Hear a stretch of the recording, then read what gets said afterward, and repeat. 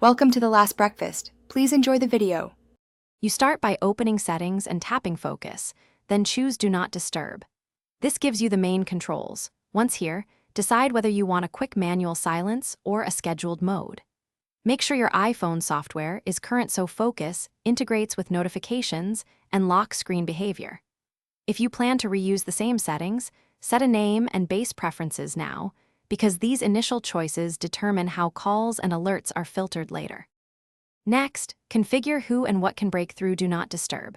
Tap People to allow calls or messages from favorites or specified contacts, and use apps to permit critical app alerts like navigation or health.